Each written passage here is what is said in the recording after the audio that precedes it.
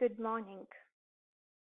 Today, you are going to learn what is the meaning of diabetes and how do you treat them with the oral hypoglycemic agents. In short, it's called oral OHAs. The objective is what is the meaning of diabetes mellitus, how do you treat them, what is the focus of oral hypoglycemic agents, and what is the take-home message. So the definition of diabetes is abnormal metabolic disorder which is related to the imbalance in insulin secretion or its release, and that leads to elevated blood sugar levels. There are two types of diabetes mellitus, insulin dependent and non-insulin dependent, which are considered as type 1 and type 2. What are the general symptoms of diabetes mellitus? Frequent urination, increased thirst, hunger, weakness, weight loss, blurred vision, nausea, slow healing of the cuts and the bruises, and tingling of the hands.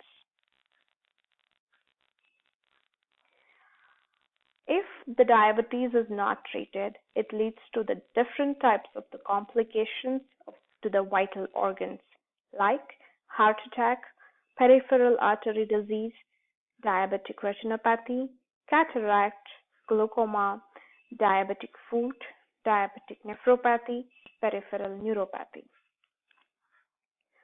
So let's begin with the type 2 diabetes and how it occurs. Usually in the stomach, the food gets converted into glucose, and this glucose will be there in the bloodstream. And when it's elevated, usually the insulin from the pancreas will absorb, or it will insist for its absorption by the different organs. But this does not happen in type 2 diabetes because the pancreas produces insufficient amount of insulin, but either resistance for the effective use by the insulin occurs, and that's why glucose is unable to enter the body effectively, and that is why there is increase in the glucose levels in the bloodstream.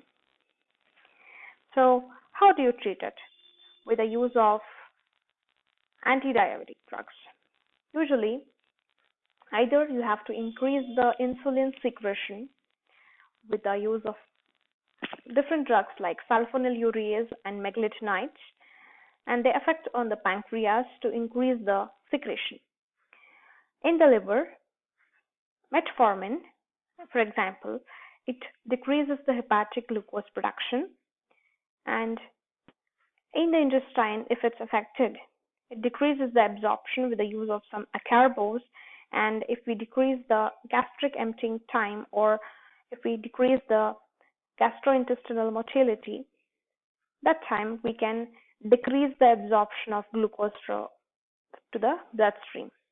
And if there are drugs affecting on the kidney, they increase the glucose urea by sodium glucose cotransporter inhibitors, which excrete maximum amount of glucose from the kidney, so that there is a decrease in blood sugar level.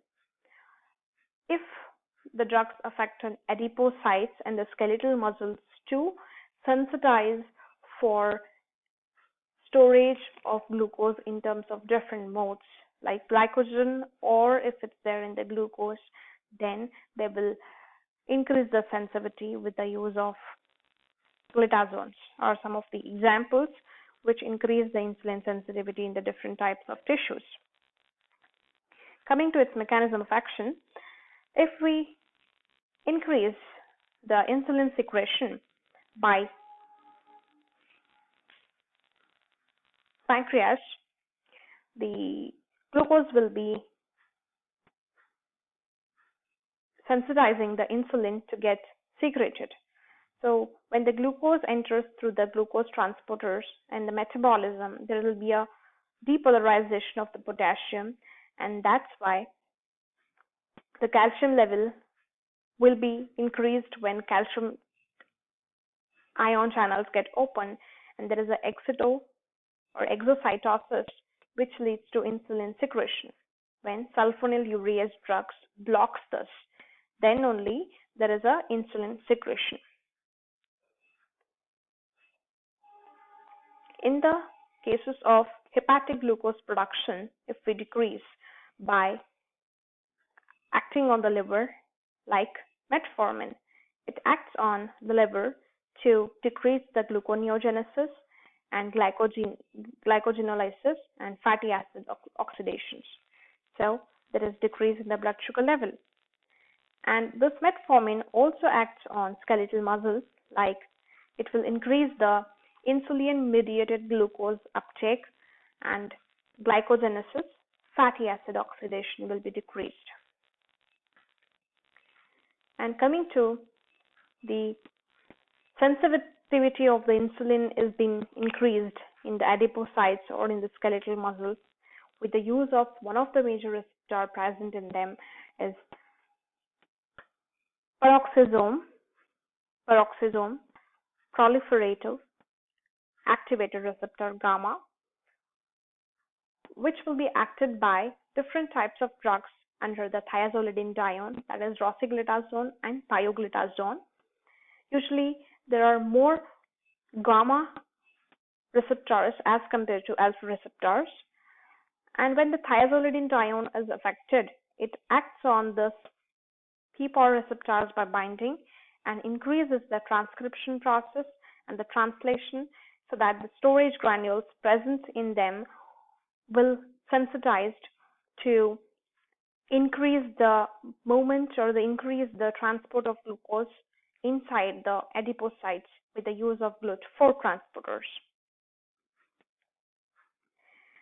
If the intestinal absorption of the glucose is decreased by the glucagon-like peptides present in them, decreases the motility of GI tract, so that the decrease in the gastric emptying will occur, and hence there will be less glucose levels in the blood sugar levels.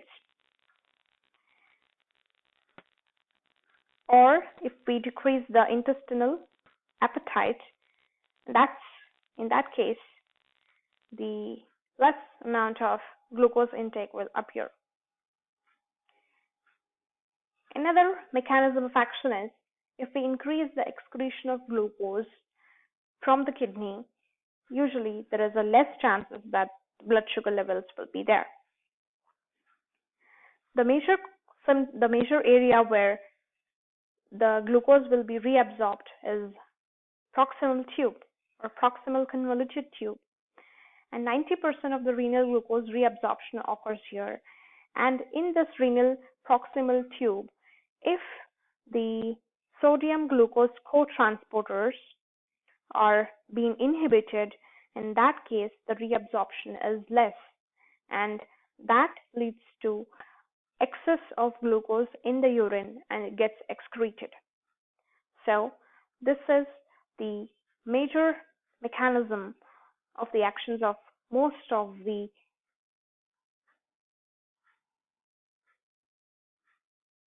sodium glucose co-transporter mechanism, and this will be affected with the GLUT2 transporters. And what is the take-home message?